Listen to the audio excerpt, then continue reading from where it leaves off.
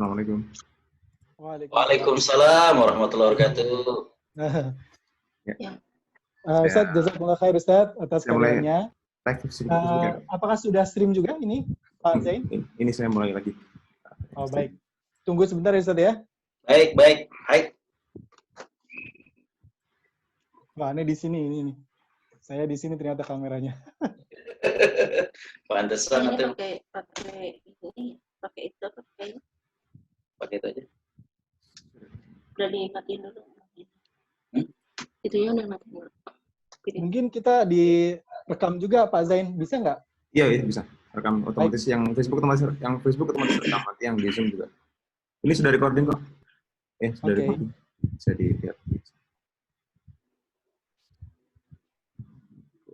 Kalau udah ada aba-aba start dari Pak Zain, kita mulai Ustaz. Baik. Udah dimatiin. Iya, videonya udah dimatiin. Udah. Pasti. Kamu ganti ini. Udah.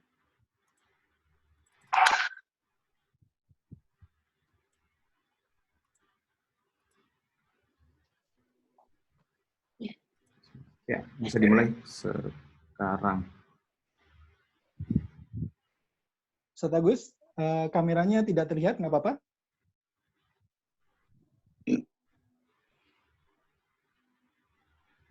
Halo Ustaz Agus, bisa didengar? Bisa, insyaallah. Ya, alhamdulillah. Baik, bismillahirrahmanirrahim. Assalamualaikum warahmatullahi wabarakatuh. Alhamdulillahirabbil alamin. Alhamdulillahilladzi allafa baina qulubina fa asbahna bi ni'matihi ikhwana. Asyhadu an la ilaha illallah wa asyhadu anna sayyidana Muhammadan abduhu wa rasuluh la nabiyya ba'da. Allahumma shalli wa sallim wa barik ala sayyidina Muhammad wa ala ali sayyidina Muhammad. Alhamdulillah, rekan-rekan sahabat IMAS ya, sahabat IMAS, kita bisa berkumpul hari ini secara virtual. Perkenankan kami Bondan selaku moderator hari ini bersama Bapak host kita, Bapak Zain, membawakan acara hari ini, Tarhib Ramadan IMAS, dengan tema mempersiapkan bulan Ramadan dalam masa pandemik. Seperti biasa, selayaknya acara-acara IMAS juga kita mulai sedikit dengan tilawah, sekaligus juga untuk mengkondisikan ya kita dalam menyambut bulan Ramadan. Mungkin kita biasakan ya mendengar alunan ayat Al-Quran terkait bulan Ramadan. Saya akan bacakan. A'udzu billahi minasy syaithanir rajim. يا أيها الذين آمنوا كتب عليكم الصيام كما كتب على الذين من قبلكم لعلكم تتقون أياما معدودات فمن كان منكم مريضا أو على سفر فعدة من أيام أخر وعلى الذين يطيقونه فدية طعام مسكين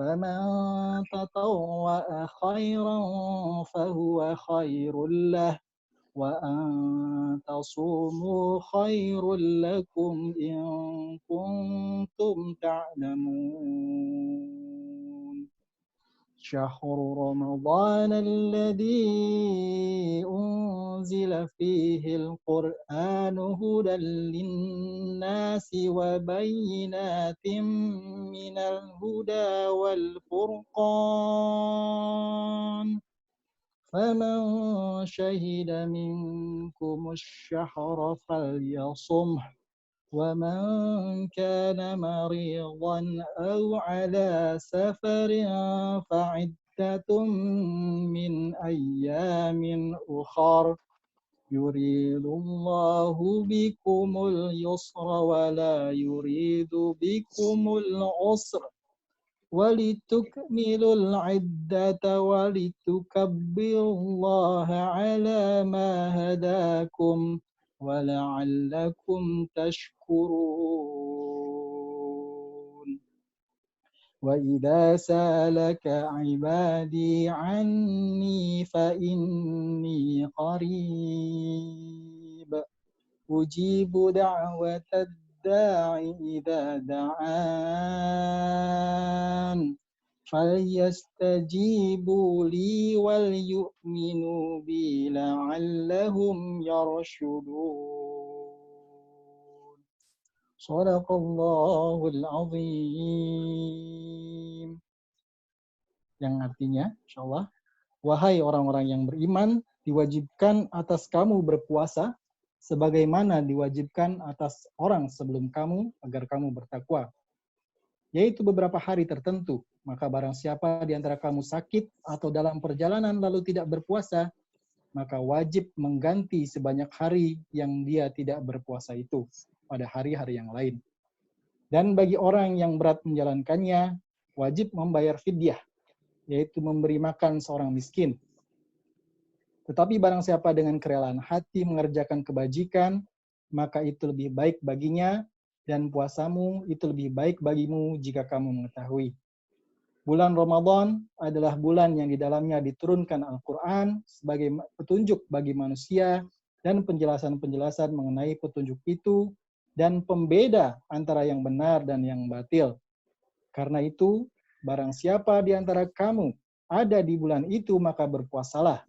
Dan barang siapa sakit atau dalam perjalanan, dia tidak berpuasa, maka wajib menggantinya sebanyak hari yang ditinggalkannya itu pada hari-hari yang lain.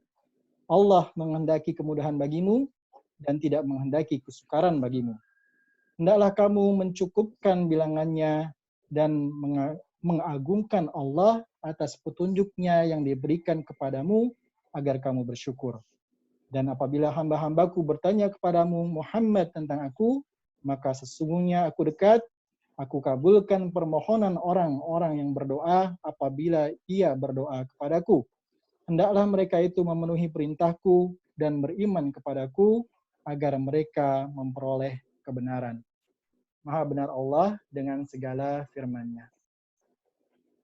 Baiklah, rekan-rekan sahabat Imas semua, kita beranjak ke acara utama hari ini.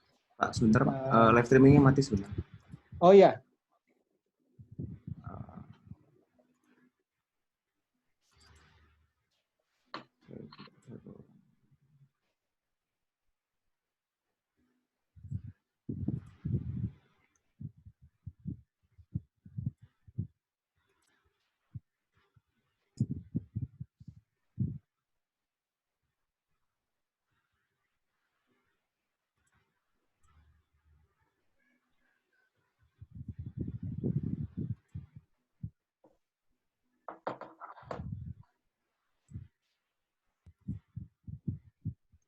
Bisa dilanjutkan lagi. Sudah oke? Saya cek ulang. Ya, sudah bisa di... Baik, sekarang saya share screen ya. PowerPoint dari Ustadz mempersiapkan Ramadan di masa pandemi. Sepertinya belum mulai, Pak. Sudah, Pak. Baik, nggak apa-apa.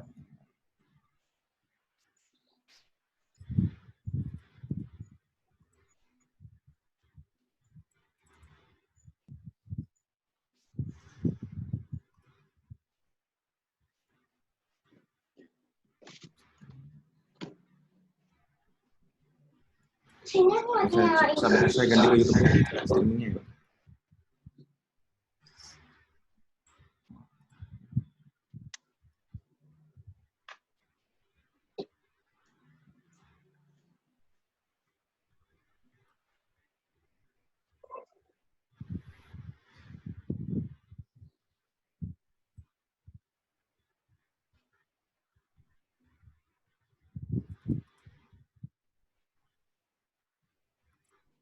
Ustadz, itu putrinya, silakan Ustadz. Oh iya. Masya Allah. Nomor 3 ya Ustadz ya? Iya betul, Rumaisyah. Rumaisyah. Masya Allah. Gimana kondisinya Ustadz? Di rumah aja atau gimana Ustadz? Ya, di rumah aja nih. Di rumah aja tapi sibuk sekali ya Ustadz.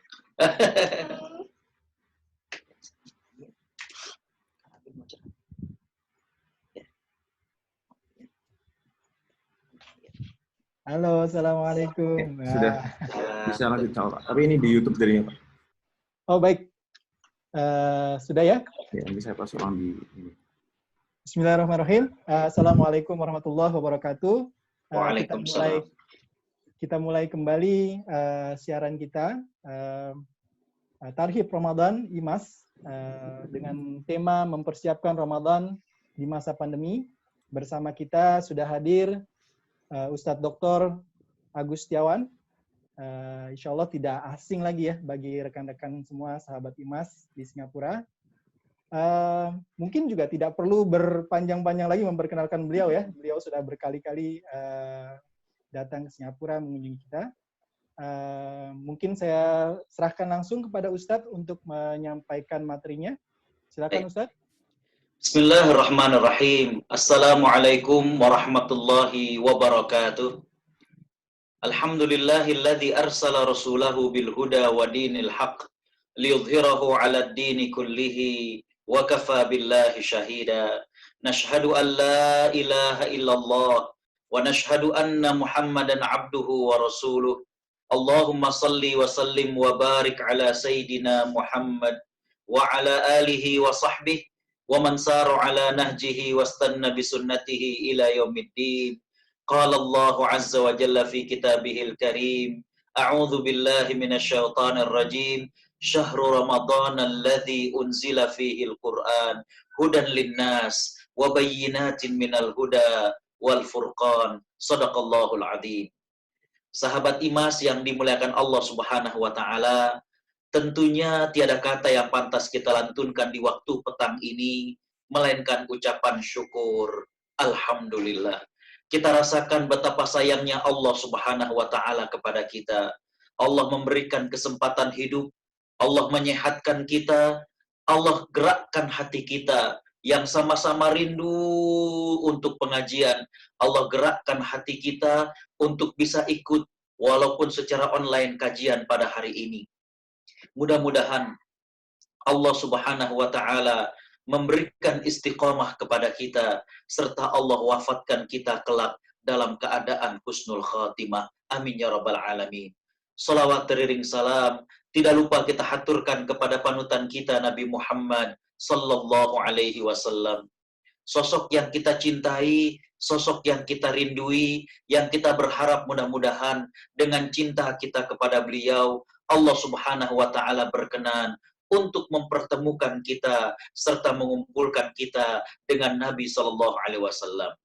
Sahabat IMAS yang dimuliakan Allah Subhanahu wa taala, kita berada di tengah pandemi COVID-19 ini yang dikenal sebagai sesuatu yang biasa saat ini kita lakukan. Jadi sesuatu yang tadinya tidak biasa tapi sekarang menjadi biasa. Ya. The new normal, ya. The new normal, ya. Sesuatu yang tadinya seolah-olah bukan hal yang normal sekarang menjadi normal. Ya. Bagaimana jalanan sepi itu sesuatu yang dulu tidak normal, sekarang the new normal. Ya. Nah, dalam keadaan seperti ini, pandemi COVID-19 ini dimungkinkan pada saat kita memasuki bulan suci Ramadan, maka kita masih berada dalam suasana pandemi tersebut. Karena itu ada beberapa hal yang ingin saya sampaikan. Yang pertama adalah, ya, berkaitan dengan pandemi ini, maka kita selaku muslim dan muslimah harus meyakini bahwa segala sesuatu itu atas izin Allah Subhanahu wa taala.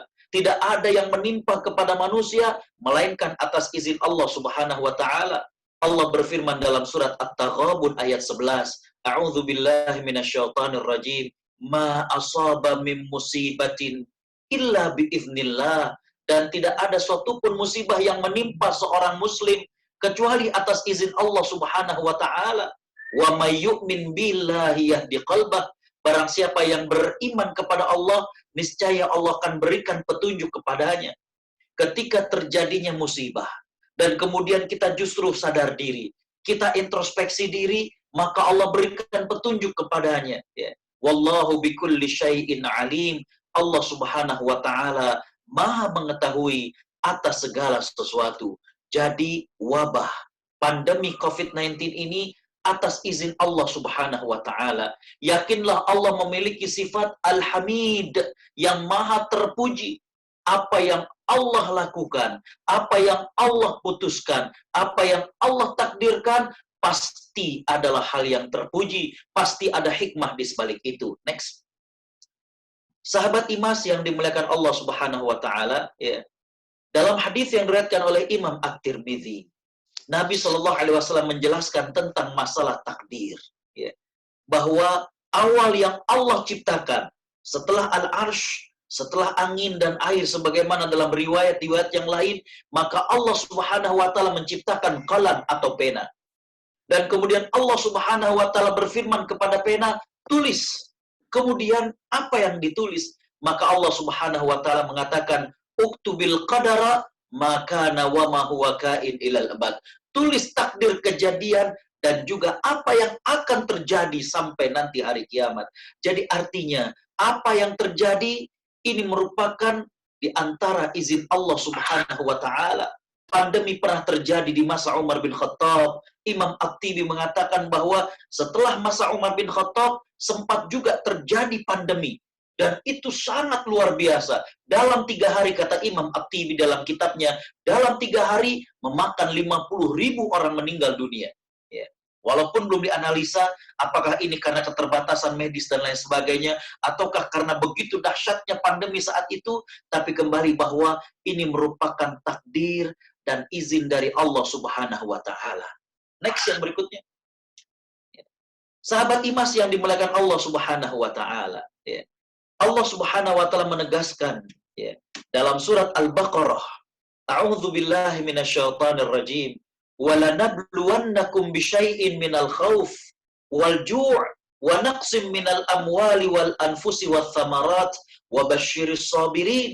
Allah Subhanahu wa taala menegaskan, dan sungguh kami pasti, ya, ada lam yang merupakan penguat, ada nun di akhir yang merupakan penguat, dan sungguh kami pasti akan menguji kepada kalian, ya, dengan sedikit takut, ya.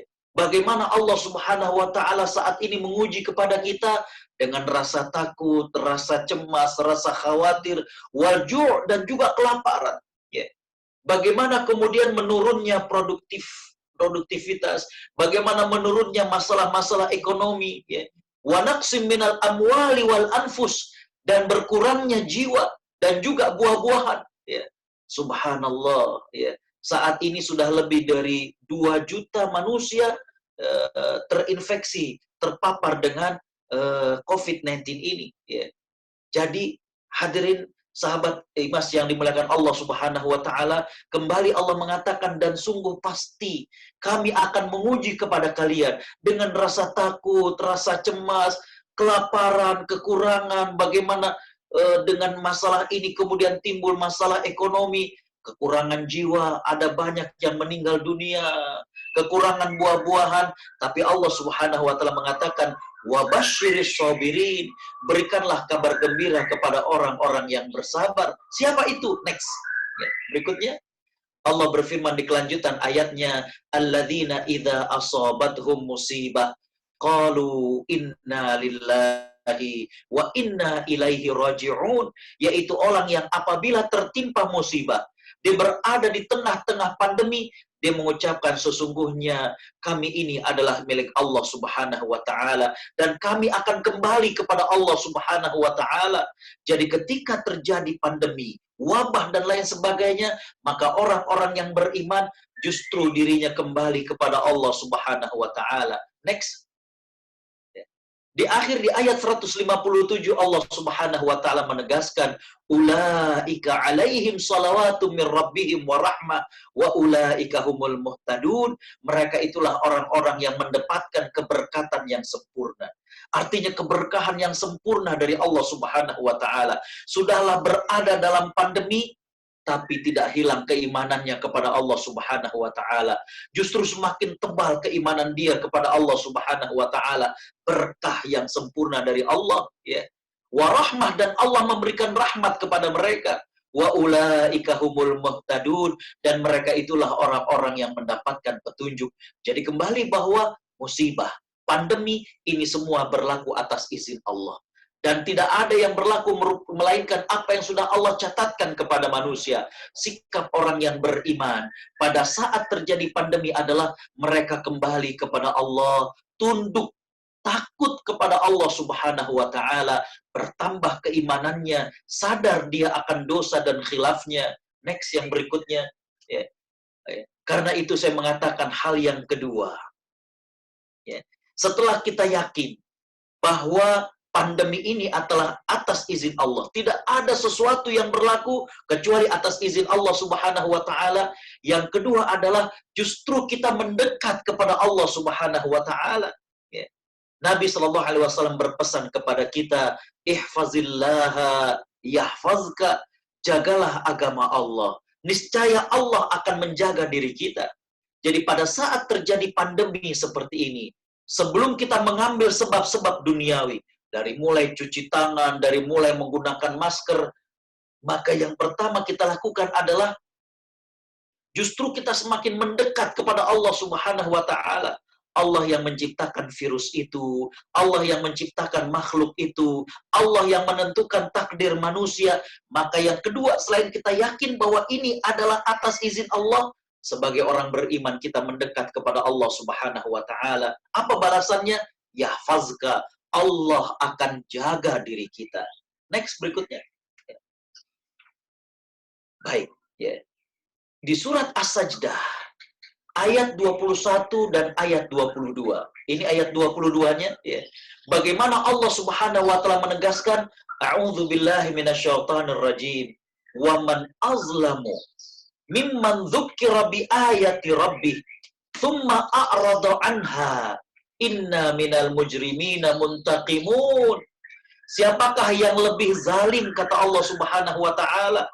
Siapakah yang lebih bebal? Siapakah orang yang lebih keterlaluan sekali dari orang yang sudah diperingatkan dengan ayat-ayat Allah, tapi mereka berpaling dari Allah Subhanahu wa taala, ya.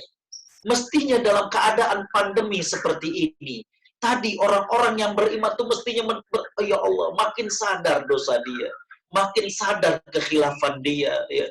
Sambil kemudian mengingat betapa banyaknya nikmat yang Allah beri kepada dirinya, ya.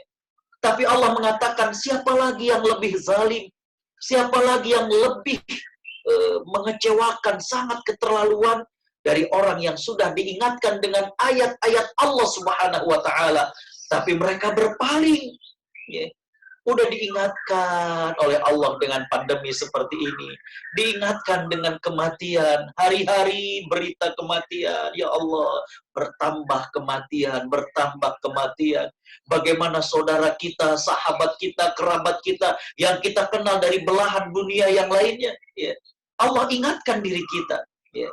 Allah mengatakan, adakah yang lebih zalim dari orang yang sudah Allah ingatkan, tapi kemudian berpaling? Apa kata Allah? Kami akan memberikan pembalasan kepada orang-orang yang berdosa. Kalau masih tidak tersadarkan juga, maka Allah lumat kita. Udah ditegur oleh Allah Subhanahu wa taala, ya. Jadi kembali bahwa, ya, bagi orang yang beriman justru kesempatan untuk mendekatkan diri kepada Allah Subhanahu wa taala. Lihat bagaimana Nabi Yunus alaihissalam ketika berada dalam lockdown, ya. Kalau istilah kita sekarang dalam isolasi di perut ikan paus, justru Nabi Yunus kemudian mengatakan, La ilaha illa anta subhanaka inni kuntu minaz zalimin. Tiada Tuhan melainkan Engkau, ya Allah. Maha suci Engkau. Kami betul-betul zalim selama ini. Ya, dikasih kesempatan, masjid terbuka luas, males. Sekarang, rasanya rindu luar biasa. Ya. Dikasih kesempatan, terawih betapa nikmatnya, masjid terbuka, pembicara kita pilih, masjid ini siapa pembicaranya, masjid ini siapa pembicaranya, ya. Dibuka kesempatan untuk buka bersama dalam suasana ngumpul, ya. Ternyata kita tidak gunakan kesempatan itu, ya. Berapa banyak di antara kita pada Ramadan sebelumnya ternyata bermalas-malas untuk terawih ke masjid. Berapa banyak di antara kita pada Ramadan sebelumnya itu bermalas-malas untuk iktikaf di masjid. Sekarang Allah berikan pelajaran kepada kita bahwa hampir dipastikan kita dilarang berhimpun di masjid. Ya. Baru kemudian kita merasakan, ya Allah, ternyata ke masjid itu nikmat. Ya. Ternyata kita bisa makan bersama, sahur bersama saat iktikaf, itu nikmat.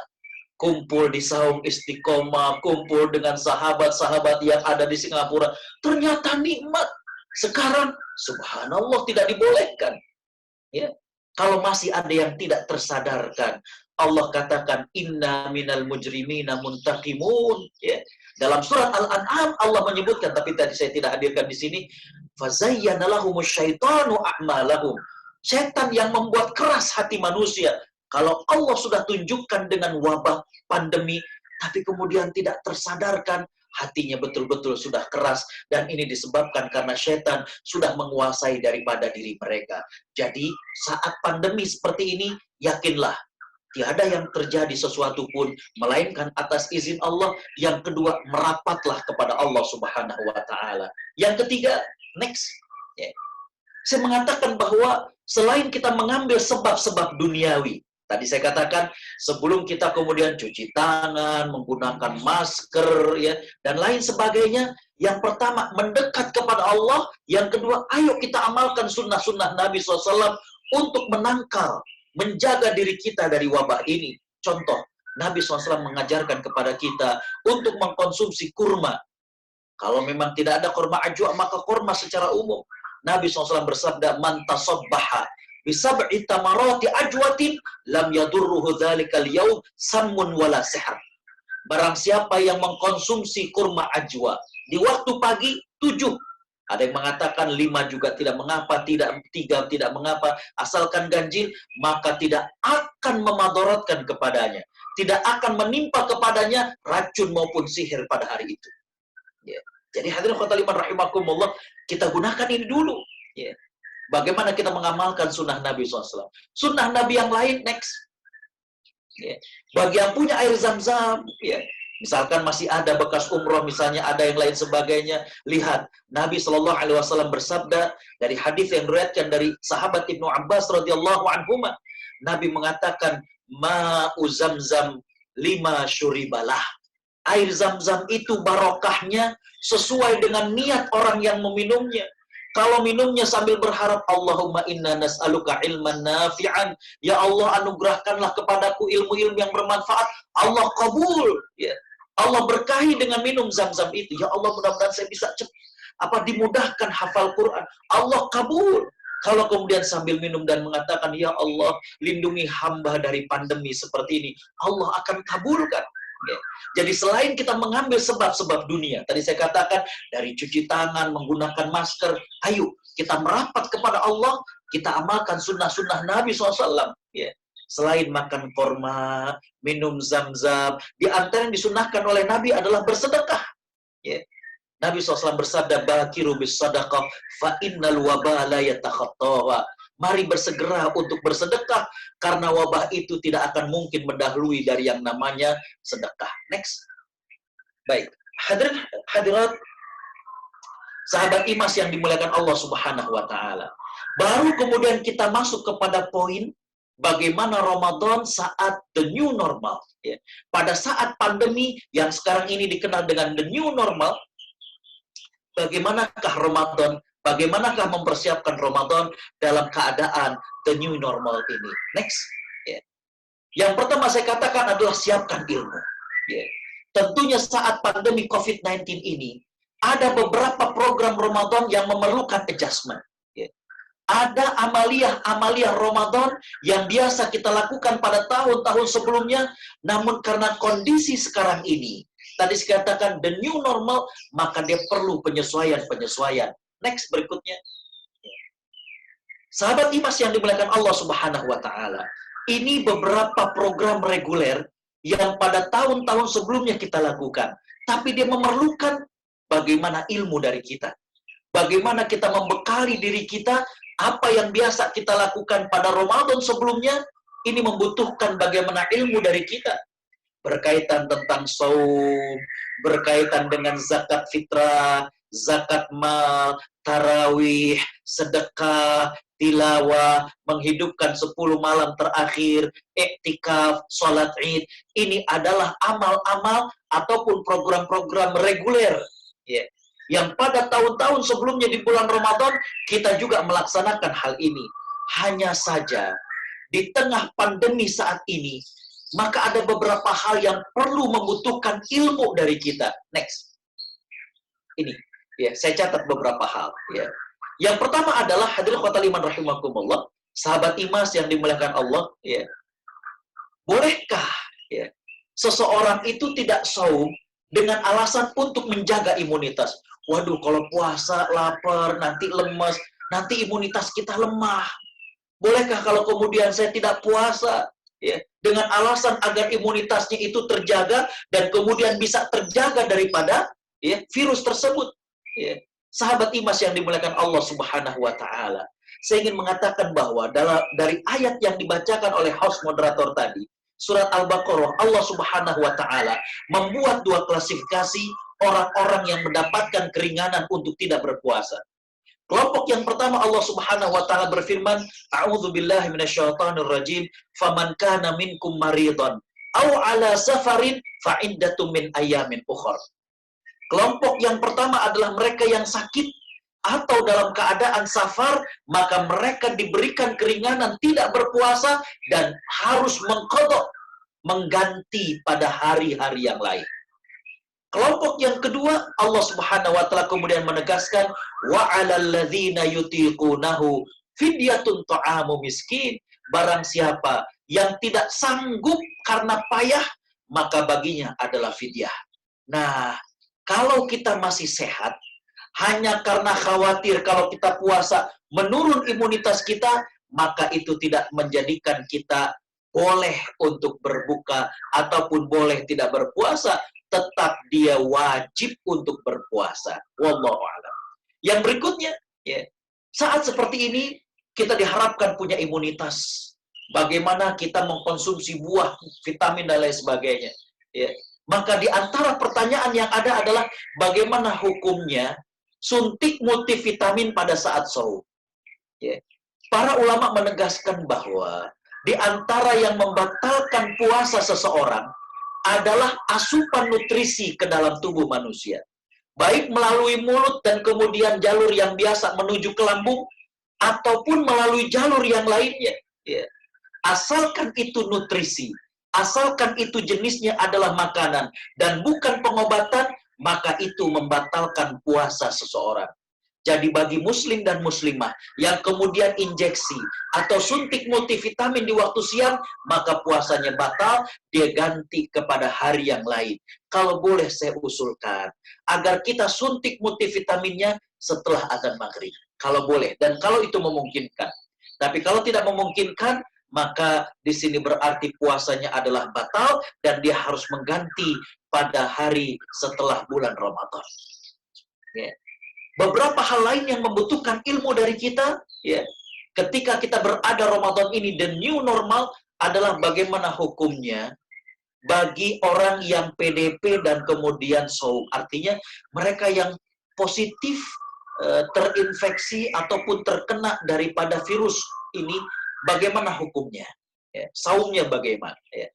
Sahabat Imas yang dimuliakan Allah Subhanahu wa Ta'ala, kalau kondisi si pasien, ya, sebelum terjangkit dengan virus ini, dia seorang yang sehat, dia seorang yang muda, ya, maka dia boleh tidak berpuasa dan dia qadha, dia mengganti di hari yang lain. Jadi diharapkan dia untuk sembuh, dan karena dia masih sehat, dia harus untuk mengganti di hari yang lain setelah bulan Ramadan. Tapi kalau ada seorang pasien positif COVID-19 yang sebelumnya juga sudah tua, sakit-sakitan, maka untuk orang yang seperti ini cukup baginya untuk membayar fidyah tanpa harus mengganti ibadah saumnya. Ya. Hal yang lain, ya, bagaimana hukumnya sholat menggunakan masker? Ya. pada asalnya menggunakan masker dalam sholat adalah makruh. Berdasarkan dua dalil. Dalil yang pertama hadis dari Imam Abu Dawud, di mana Nabi SAW melarang seseorang sholat sambil menutupi wajahnya.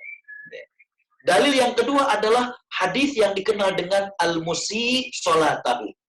Orang yang salah sholatnya, orang yang keliru ketika sholat, ya, maka kemudian ya Nabi SAW menjelaskan kepada sahabat tersebut tata cara sholat. Nah, Nabi menjelaskan pada saat sujud, hendaklah engkau menempelkan 7 anggota tubuh ke bumi. 7 anggota tubuh.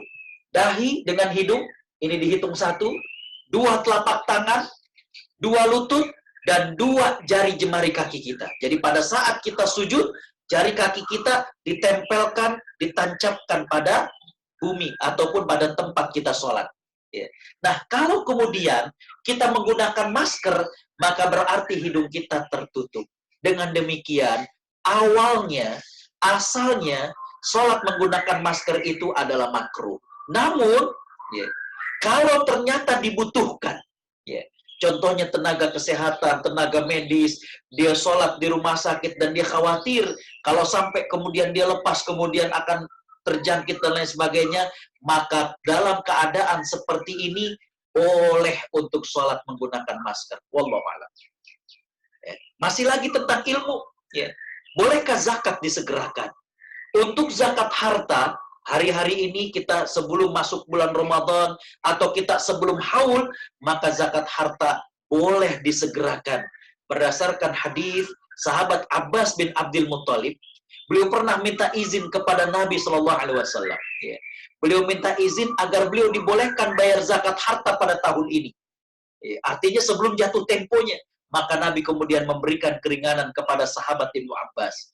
Tapi para ulama mengatakan bahwa tidak boleh untuk 2 tahun berikutnya. Jadi kalau sekarang tahun 2020, tahun 2021-nya itu tidak boleh ditarik untuk dibayar tahun ini. Ya. Adapun untuk zakat fitrah ini berkaitan dengan sholat Idul Fitri. Sehingga sahabat Ibnu Umar, beliau mengatakan, aku biasa menunaikan zakat fitrah 2 atau 3 hari sebelum hari raya. Artinya zakat fitrah boleh disegerakan asal sudah masuk Ramadan. Kalau sebelum Ramadan, maka tidak dibolehkan untuk menyegerakan zakat fitrah. Ya.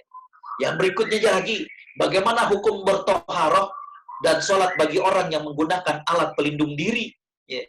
Bagi tenaga kesehatan, baik itu dokter, suster, dan lain sebagainya, pada saat dia menggunakan APD, tiba waktu sholat, bagaimana sholatnya? Kalau dia buka, ada banyak hal kesulitan dan kesusahan yang dia dapatkan. Maka di sini para ulama mengatakan bahwa orang yang menggunakan APD boleh tidak bersuci, boleh dia tidak berwudu, boleh dia tidak tayamum, ya. Dan hadirin khotul iman rahimakumullah, dia langsung kemudian melaksanakan sholatnya. Berdasarkan hadis, bagaimana Umar bin Khattab ketika beliau mengimami sholat di waktu subuh dan kemudian ditusuk oleh Abu Muljam. Ya. Ini beliau masih hidup sampai zuhur, cuma beliau zuhur dan tidak berwudu lagi. Artinya kondisinya tidak memungkinkan. Ya. Jadi kembali dibolehkan. Dan kalaulah tenaga medis, menggunakan pampers, ya. Karena biar kalau dia pengen buang air kecil tidak perlu buka alat pelindung dirinya, maka dia pun dibolehkan untuk sholat dalam menggunakan pembalut tersebut. Nanti setelah dia tugas, maka dia tidak perlu mengulang sholatnya. Artinya sholatnya sah dan tidak perlu diulang. Ya. Dan untuk sholatnya, mereka boleh digabungkan atau dijamak. Zuhur dengan asar, atau kebalikannya, asar ditarik ke zuhur, maghrib dengan isya, atau isya ditarik ke maghrib, asalkan tidak dikosor, asalkan tidak diringkas, karena untuk dikosor atau diringkas, syaratnya adalah dalam keadaan safar atau bepergian. Ya. Yang berikutnya masih persiapan ilmu, ya. Karena kita berada di kondisi yang new normal, ya. Ibadah-ibadahnya sih sama, tapi kondisinya berbeda. Bolehkah zakat untuk membeli alat pelindung diri bagi tenaga kesehatan? Jawabannya adalah boleh. Tapi kan ini dokter juga kaya, rumahnya bagus, nurs ataupun perawat juga demikian, mereka boleh menerima ya alat pelindung diri yang dibeli dari dana zakat karena mereka masuk dalam kategori fisabilillah. Ya, fisabilillah. Ya. Yang berikutnya yang kita bekali kita dengan ilmu adalah dalam kondisi kita isolasi mandiri, lockdown di rumah, mampukah kita, bisa nggak kita meraih Lailatul Qadar dari rumah? Jawabannya adalah bisa. Imam Ibnu Rajab menjelaskan bahwa syarat seseorang mendapatkan Lailatul Qadar, amalnya diterima oleh Allah Subhanahu wa Ta'ala. Yang penting amalnya diterima, tidak menjadi syarat dia dalam keadaan itikaf, dan tidak menjadi syarat dia harus di masjid. Ini kata Imam Ibnu Rajab. Ya.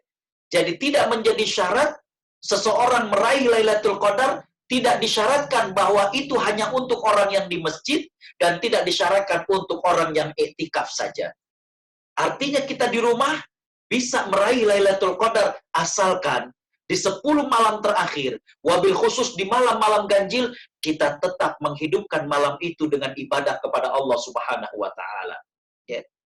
Yang berikutnya adalah bolehkah iktikaf di rumah? Ya.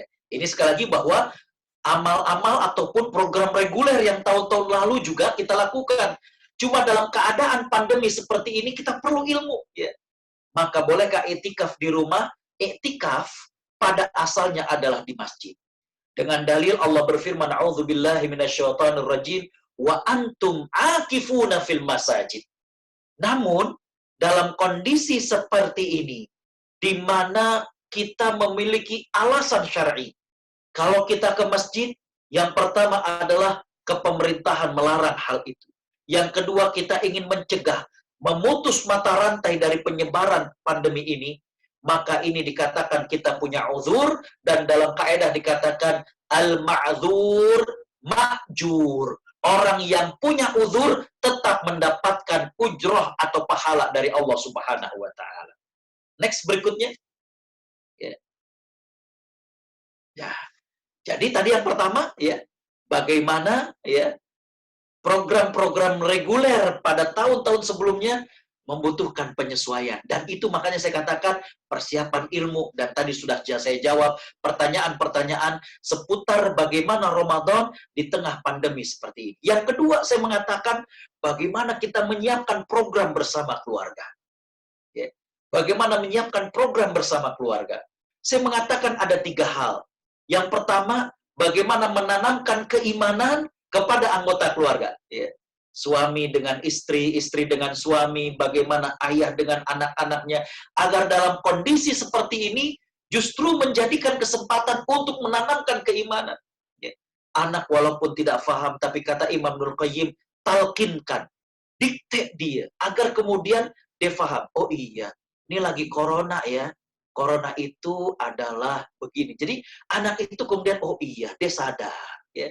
Pengen main, kita sampaikan, jangan, ini lagi kemudian berbahaya, dan lain sebagainya. Ya. Tadi putri saya sudah mulai boring di rumah.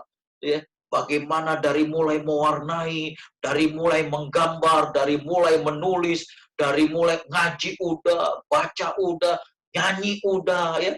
Ya, tapi kembali bahwa kita harus menanamkan kepada dia, menanamkan kepada anggota keluarga bagaimana dalam kondisi seperti ini kita bersabar, menambah keimanan kepada Allah Subhanahu wa Ta'ala. Yang kedua saya katakan, bangun nuansa kebersamaan beribadah. Ya. Kita yang tidak memungkinkan untuk sholat berjamaah di masjid, buat di rumah. Ya, buat di rumah. Ngaji bareng. Ya. Bagaimana dengan anak kita, ya, untuk kemudian saling belajar dan lain sebagainya. Ya. Dan ketiga saya katakan bahwa siapkan program bersama keluarga, yaitu mengaitkan hati agar kebersamaan ini sampai ke surga Allah Subhanahu wa Ta'ala.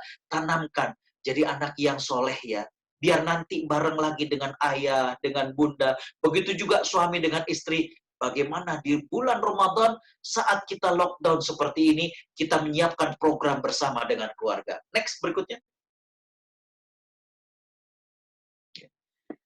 Di antara program yang saya tawarkan, yang pertama tadi saya mengatakan berjamaah dengan keluarga.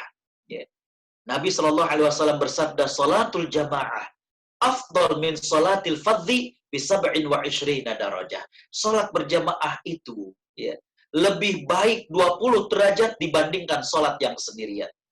Kalau kita berada di negeri yang suara azan terdengar, maka saat kita berjamaah di rumah tidak perlu kita azan lagi. Cukup azan yang dilantunkan di masjid. Dan di rumah kita mulai dengan iqamah. Tapi kalau kemudian kita berada di negara yang tidak terdengar azan, maka boleh kita kumandangkan azan. Kita suruh anak kita atau kita, ya. Lalu kemudian yang menjadi pertanyaan adalah, Pak Ustadz, ini kalau tarawih kita di rumah, kan setiap hari sekitar 11 rakaat. Ini 30 hari, saya hafalannya sedikit. Bolehkah kemudian saya mengimami sholat sambil membaca dari Al-Quran ataupun mushaf? Ya. Jawabannya adalah boleh. Ya. Tapi saya menyarankan sebaiknya Al-Quran yang agak besar, kemudian kita letakkan di depan, agar kemudian kita tidak banyak gerakan untuk membuka-buka. Ya. Jadi kalau Al-Qurannya kecil kan, kita kantongin, kita buka, kita baca. Tapi kalau Al-Qurannya besar, atau yang dikenal dengan mushaf tilawah, maka itu mengurangi gerak kita. Tapi kalau tidak ada, maka tidak mengapa. Dan saya tidak merekomendasikan untuk mengimami sholat dan membaca dari aplikasi yang ada dalam handphone. Ya. Karena kenapa? Gerakannya itu lebih banyak. Dari mulai kita nyalahin dulu, kita cari dulu, oh ini scroll lagi dan lain sebagainya. Terlalu banyak gerakan yang itu bukan masuk dalam gerakan sholat. Bolehkah kita sholat berjamaah dengan live streaming? Buat sahabat Imas, kita insya Allah akan mengadakan sholat tarawih berjamaah. Ya, dicari siapa yang bacanya bagus dari rumah, tapi yang lainnya live streaming. Saya mengatakan ini tidak boleh. Ya. Karena berjamaah itu tidak boleh ada jeda batas. Ya. Tidak boleh ada jeda batas. Walaupun live, tapi tidak boleh. Misalkan kita, wah kita ingin live nih dari rumah siapa yang bacanya bagus, ya. Atau ternyata, kita dapatkan di beberapa negara lain sedang live, bacaannya bagus. Tidak boleh, karena ada jeda jarak. Ya. Sehingga dengan demikian saya mengatakan bahwa ayo berjamaah dengan keluarga. Ya.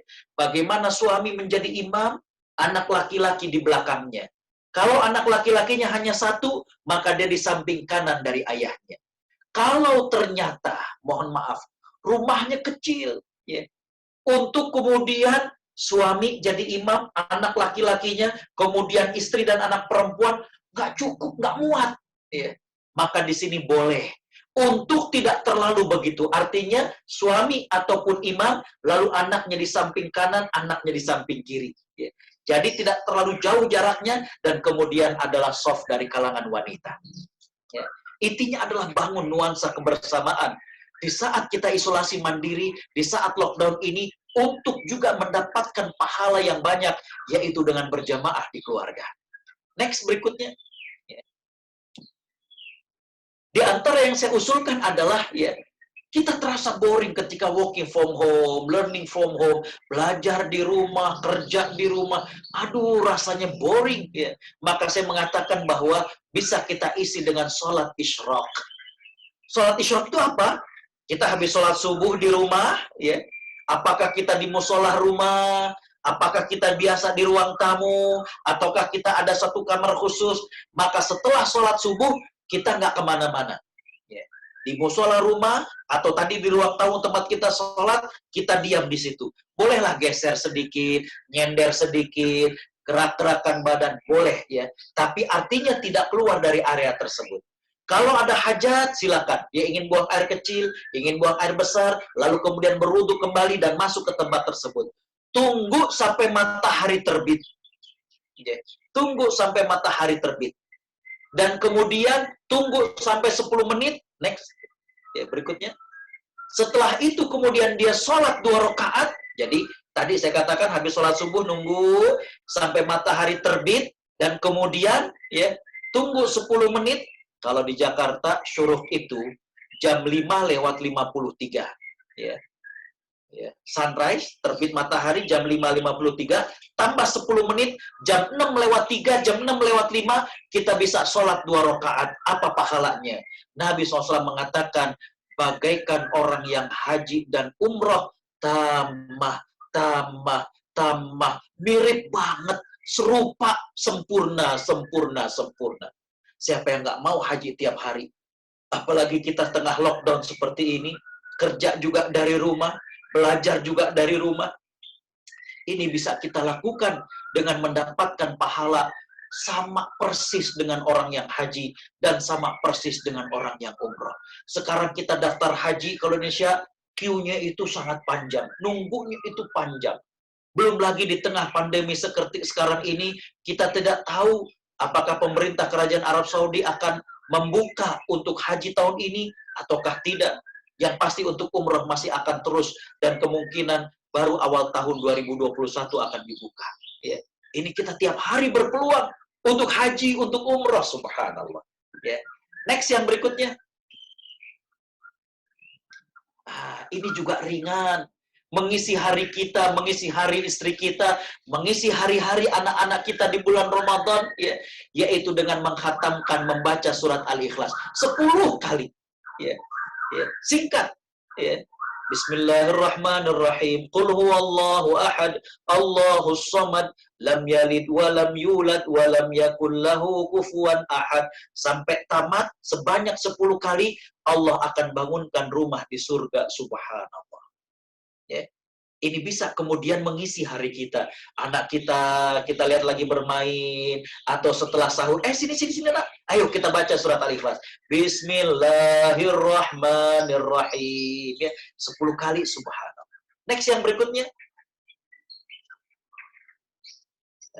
Yang berikutnya adalah selain tadi siapkan ilmu, yang kedua bagaimana menyiapkan Ramadan bersama keluarga.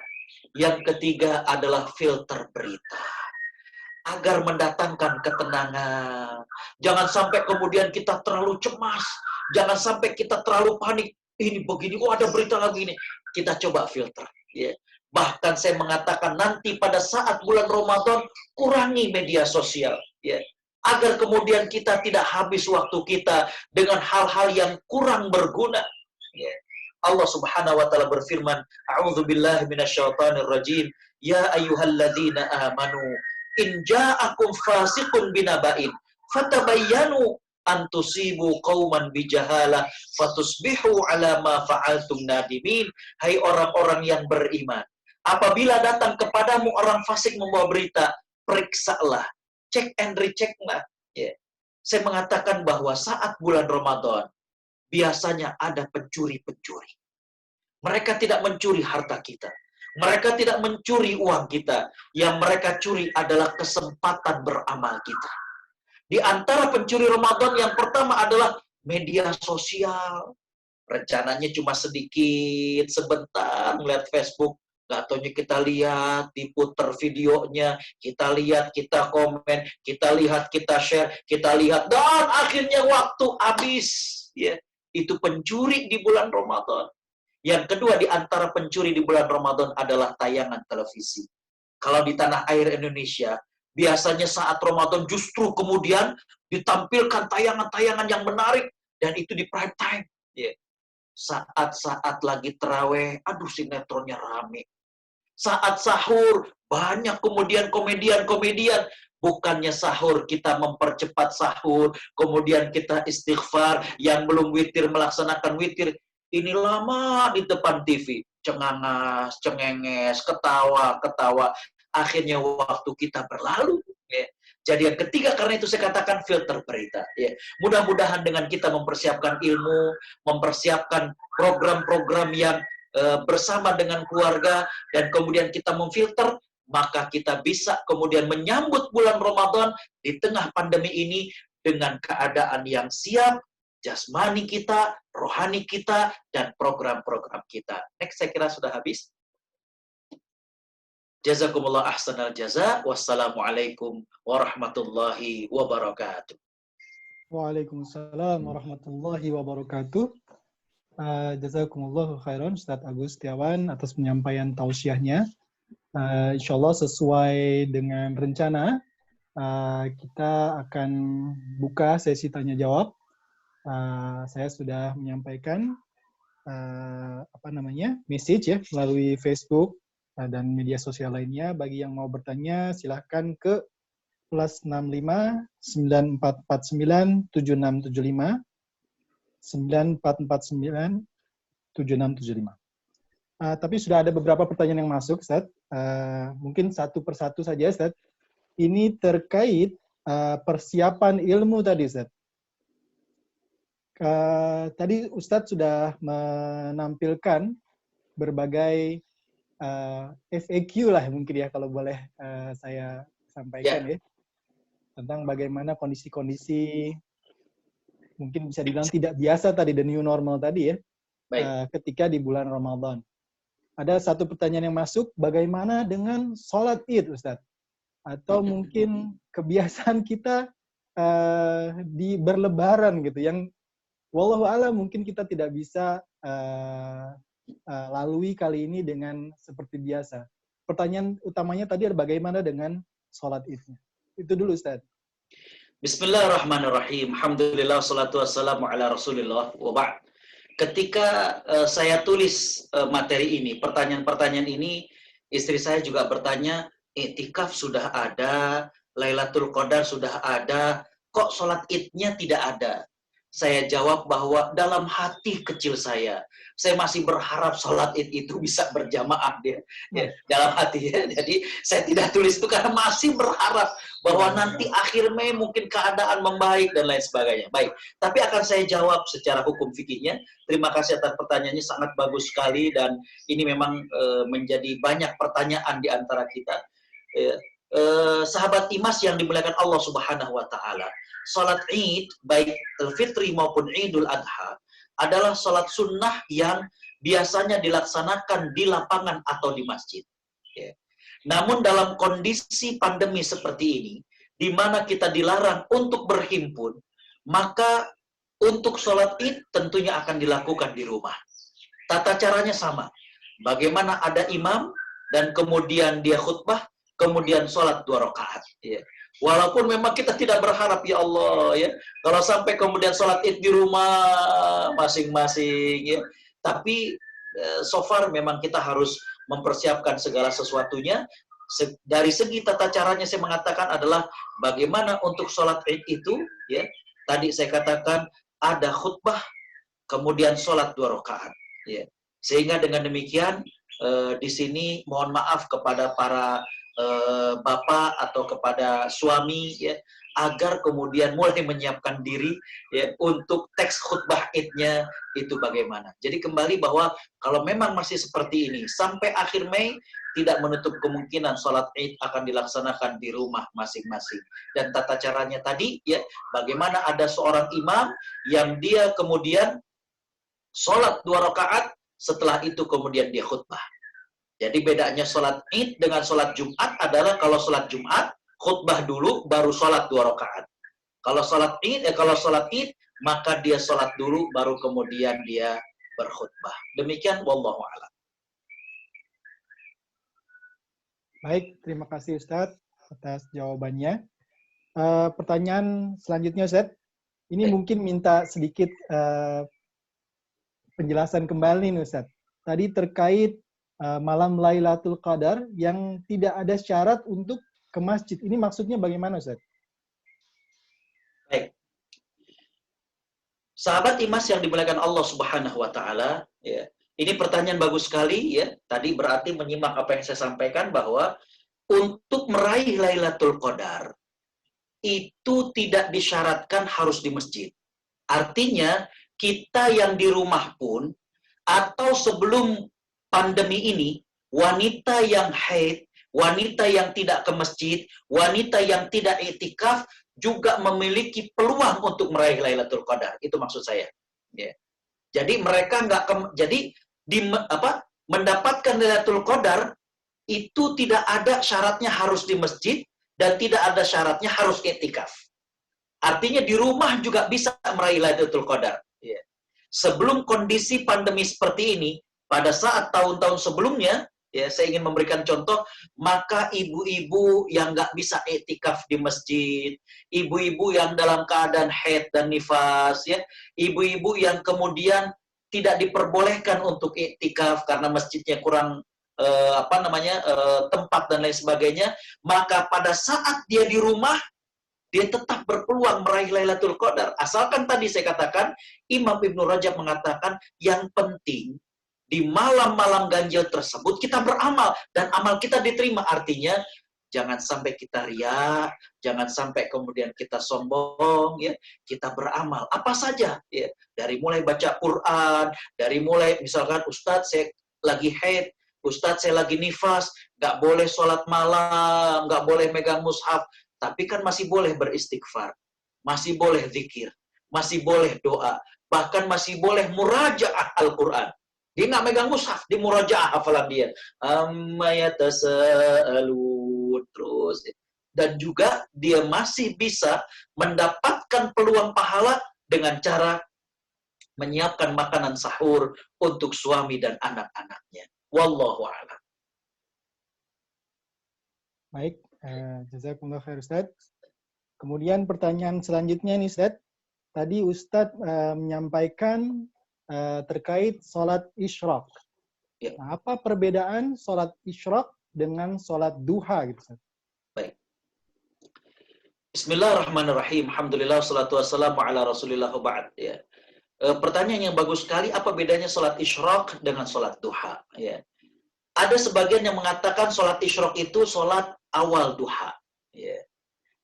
Ada yang mengatakan sholat isyraq itu sholat duha juga, cuma dia awal duha. Artinya masih awal waktu duha. Ya. Ada yang menyamakan sholat isyraq dengan sholat duha, tapi wallahu alam, saya mengatakan bahwa sholat isyraq ini berbeda dengan sholat duha. Karena kenapa? Karena keutamaan dan janji pahalanya berbeda.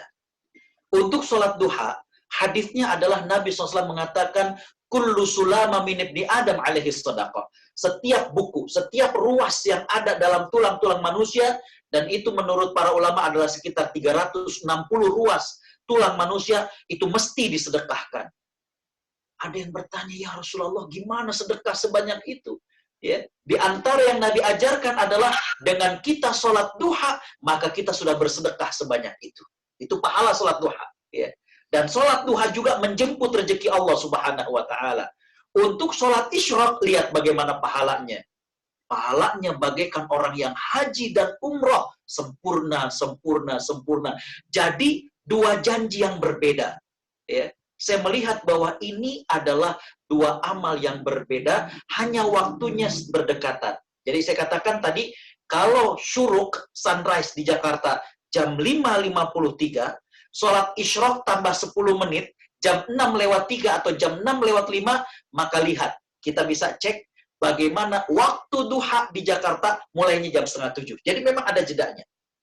Ya. Jadi duha baru masuk jam 6:30. Ini jam 6:05 kita sudah bisa sholat isyraq. Jadi saya melihat ini adalah dua hal yang berbeda, ya, walaupun waktunya hampir berdekatan. Karena kenapa? Karena janji pahala dari Nabi SAW juga berbeda. Wallahu a'lam. Berarti best practice-nya lakukan dua-duanya gitu Ustaz ya? Setelah Betul. sholat isyraq, Artinya setelah sholat isyraq, at least kita nunggu paling hanya sekitar 15 menit itu sudah masuk duha. Ya, terima kasih Ustaz. Baiklah rekan-rekan semua, masih menunggu mungkin sekitar beberapa menit lagi ya untuk pertanyaan-pertanyaan terakhir. Ustaz, kalau boleh dari saya ini Ustaz. Silakan. Kalau misalnya tadi kita mendengar ya Ustaz ya, bahwa kita nih beribadah di bulan Ramadan dalam new normal Ustaz. Tetapi dari yang Ustaz sampaikan, sepertinya Ustaz, set pahala dari Allah Subhanahu wa Ta'ala itu tidak berkurang gitu Ustaz ya, walaupun kita tidak bisa keluar berjamaah di masjid, tidak bisa beriktikaf, dan mungkin secara istilahnya motivasi itu tidak bisa mendapatkan sesuatu yang sama di normal yang biasanya gitu Ustaz. Boleh nggak kita berkesimpulan seperti yang saya tadi sampaikan, bahwa pahala, set pahala Allah itu tetap sama gitu. Ya. Itu mungkin pertanyaan Ustaz.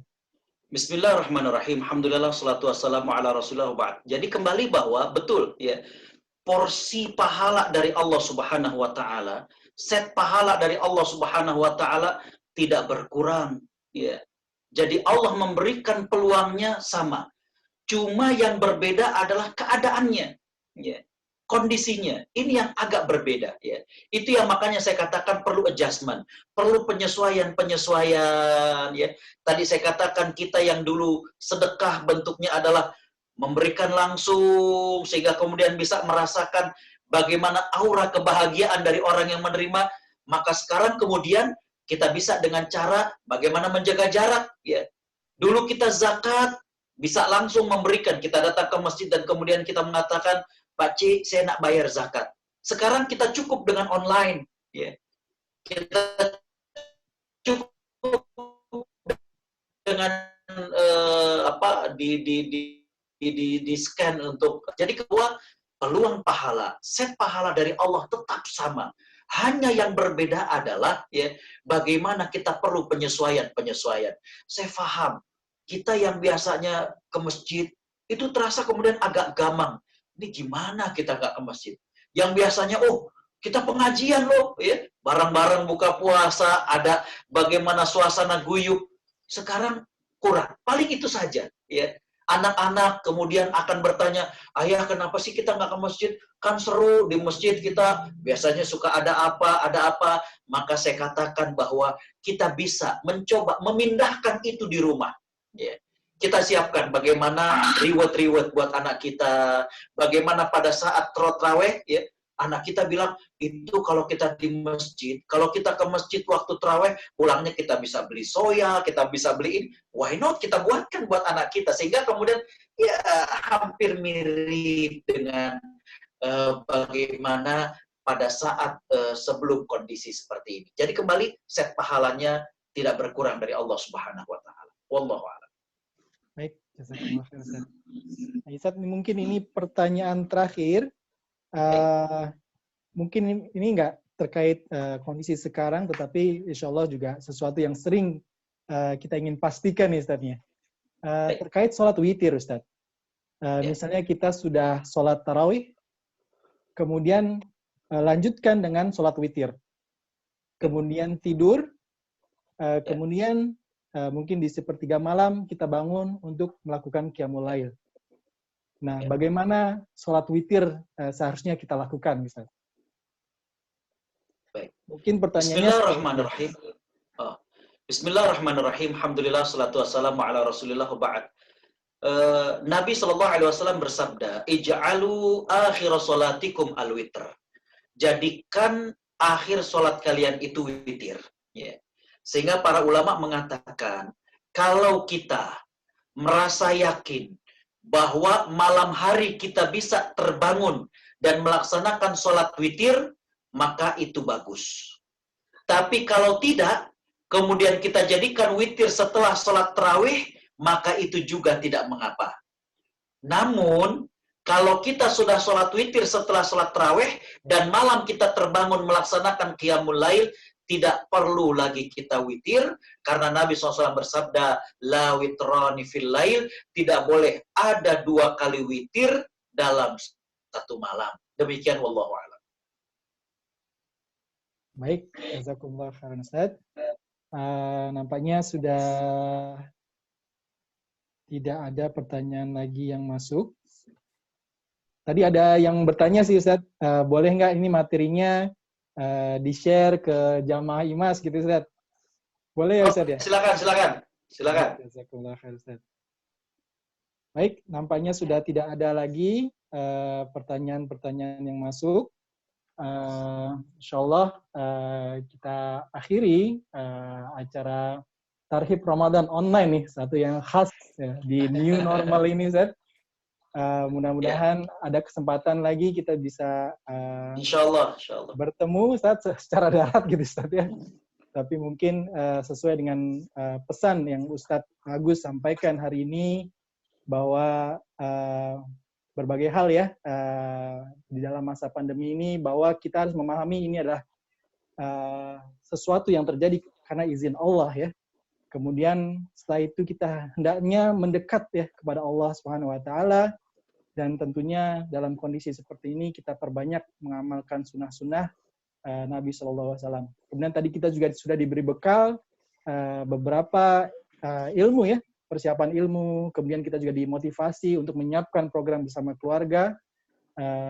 Salah satunya adalah tadi salat isyraq berjamaah dengan keluarga, dan tentunya yang tidak kurang penting ya adalah bagaimana kita memfilter berita-berita supaya kita berjaga dari yang namanya pencuri gitu ya, pencuri di bulan Ramadan. Sekali lagi kepada Ustadz Agus, saya mewakili sahabat Imas di sini mengucapkan jazakumullahu khairan atas tausiahnya hari ini. Selaku panitia juga mewakili pengurus Imas di sini mengucapkan terima kasih banyak atas rekan-rekan semua yang ikut mendengar bersama, dan mohon maaf atas segala kekurangan. Mungkin tadi ada sedikit kendala teknis. Mungkin kita tutup Ustadz terakhir dengan membaca hamdalah. Alhamdulillahirabbil alamin. Istighfar, astagfirullahaladzim, dan doa penutup majelis. Subhanakallahumma wa bihamdika asyhadu an la ilaha illa anta astaghfiruka wa atubu ilaik. Sekian, terima kasih banyak. Assalamualaikum warahmatullahi wabarakatuh. Waalaikumsalam warahmatullahi wabarakatuh.